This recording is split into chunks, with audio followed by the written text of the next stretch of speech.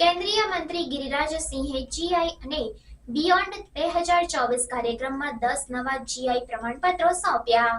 ભારતના કેન્દ્રીય વસ્ત્ર મંત્રી ગિરિરાજસિંહે નવી દિલ્હીમાં આયોજિત જીઆઈ અને બિયોન્ડ 2024 કાર્યક્રમમાં 10 નવા ભૂગોળીય સંકેત એટલે કે જીઆઈ પ્રમાણપત્રો સોંપ્યા। આ કાર્યક્રમનું આયોજન વસ્ત્ર મંત્રાલયના હસ્તકલા નિકાસ પ્રોત્સાહન પરિષદ એટલે કે HEPCના સહયોગથી કરવામાં આવ્યું હતું।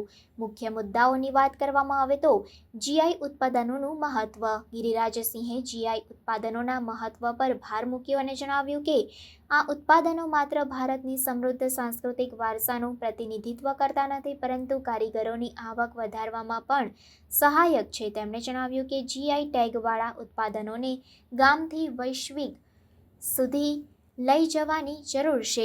પ્રમાણપત્ર વિતરણ મંત્રીએ વિવિધ રાજ્યોના 10 કારીગરોને જીઆઈ પ્રમાણપત્રો સોંપ્યા। તેમણે જણાવ્યું કે ભારતને પ્રથમ જીઆઈ પ્રમાણપત્ર 2004માં મળ્યું હતું અને હવે અમારું ધ્યાન કારીગરોની આવક વધારવા અને જીઆઈ ટેગવાળા ઉત્પાદનોને વૈશ્વિક બજારમાં લઈ જવા પર છે। ભવિષ્યની યોજનાઓ ગિરિરાજસિંહે જણાવ્યું કે જીઆઈ ટેગવાળા ઉત્પાદનોને ધાર્મિક અને સાંસ્કૃતિક પર્યટનનો ભાગ બનાવી તેમની માર્કેટિંગ કરવી જોઈએ। તેમણે રાજ્યોને અપીલ કરી કે તેઓ જીઆઈ ઉત્પાદનોના પ્રચાર અને માર્કેટિંગ માટે વિશેષ વેપાર મેળાઓનું આયોજન કરે। પ્રધાનમંત્રીનું દૃષ્ટિકોણ મંત્રીએ આત્મનિર્ભર ભારતના પ્રધાનમંત્રીના દૃષ્ટિકોણને રેખાંકિત કર્યું અને જણાવ્યું કે વિકાસ સાથે વારસો પણ અમારી મૂડી છે।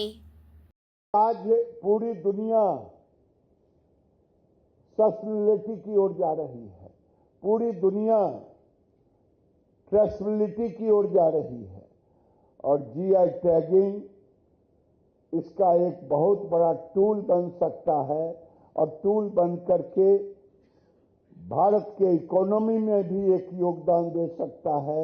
लेकिन उसके लिए हम सबको मिलकर के काम करने की जरूरत है।